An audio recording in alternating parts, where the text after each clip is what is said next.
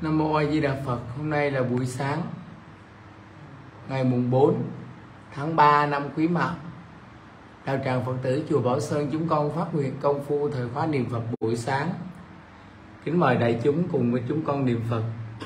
Chúc đại chúng có một ngày mới an lành, đầy hoan hỷ. Và chiều ngày hôm nay và chiều chủ nhật, mời chư vị ở tại thành phố Vĩnh Yên cùng đến chùa Bảo Sơn để tu tập thời khóa niệm Phật buổi chiều với chúng con. Đại chúng dành tặng đồng tu online và đại chúng một ngày mới, một tràng vỗ tay thật hoan hỷ. Đại chúng vẫy tay chào A Di Đà Phật. Đại chúng chắp tay đồng xá. Đại chúng xoay đối mặt.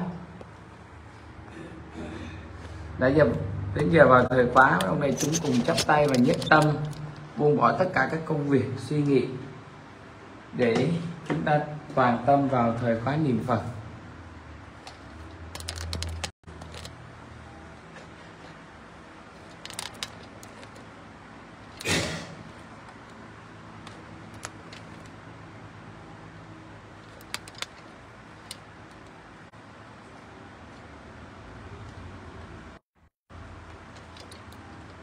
Hôm nay hoan hỷ quá, nhà bà Xuân có 3 người. Hôm nay là chủ nhật, đại chúng chắc cũng ít công việc hơn đúng không ạ?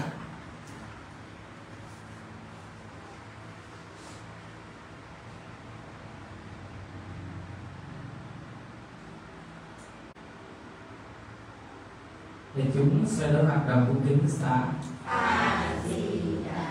Đại chúng hướng về ban Phật. Chư Phật, chư Bồ Tát hướng về từ phụ A Di Đà Phật đồng cung kính xá. Hướng về nhiều vị hộ pháp đạo tràng đồng xá.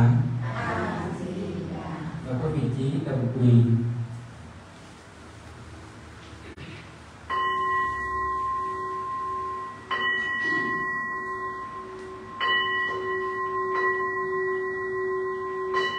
Lễ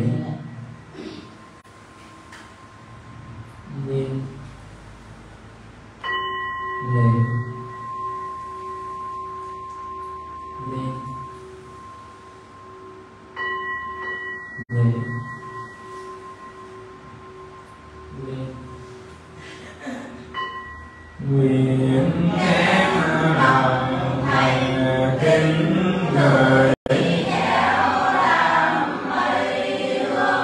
vạn phần cảm mười mỗi tam bảo đề theo tự cảnh làm lành chúng sanh cầu Phật từ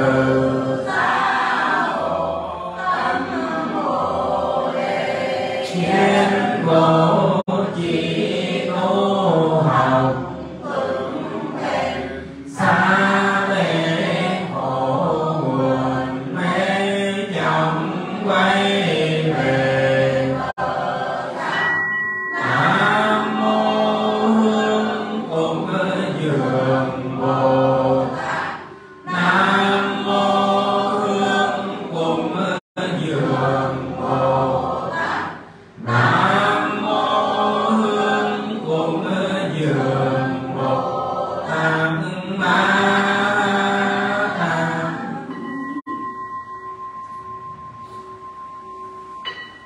Phật A Di Đà Thanh Kim quang minh tự trang nghiêm năm tu di viện chuyển bộ viện lớn trong ngành trong hào quang hóa vô số Phật.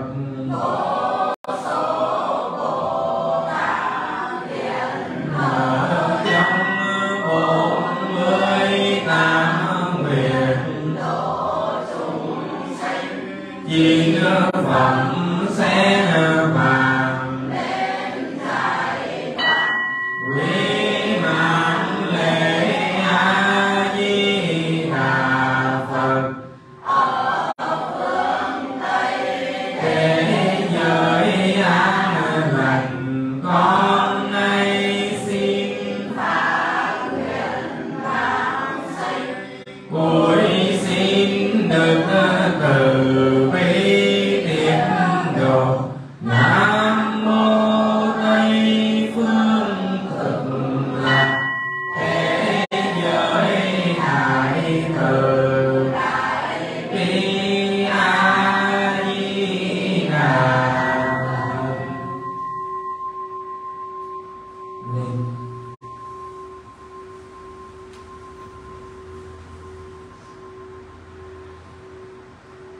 vầng sáng.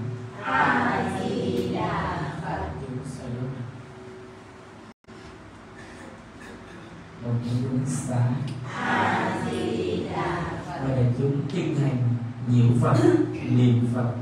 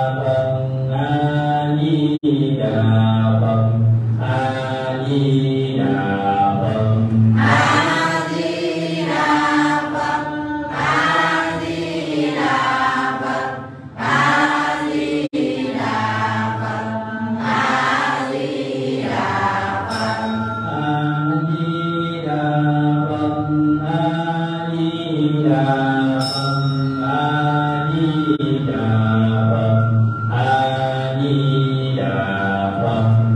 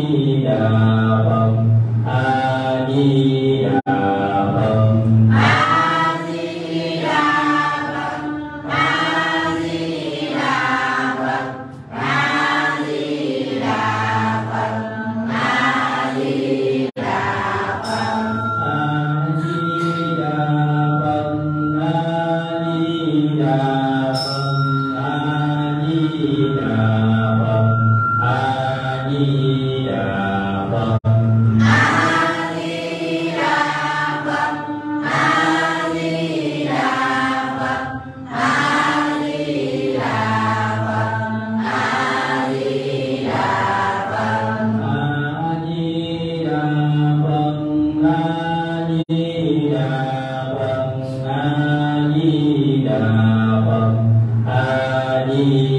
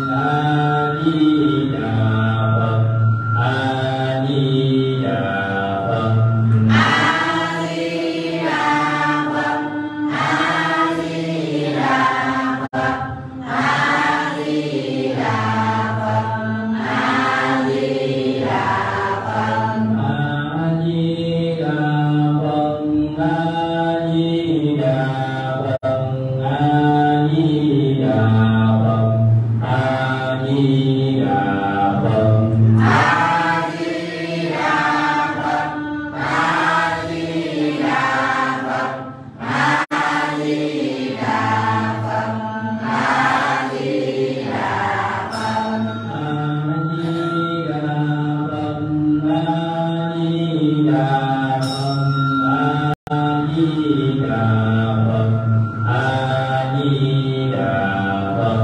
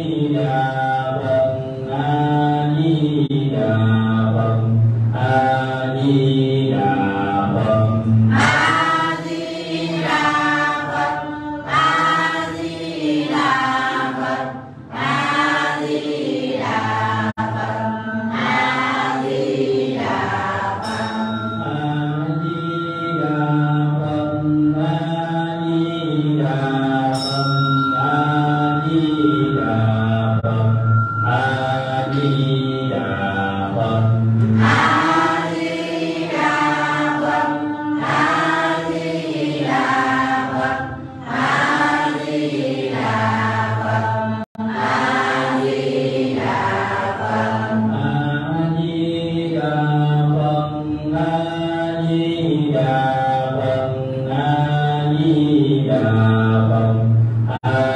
Di Đà Phật.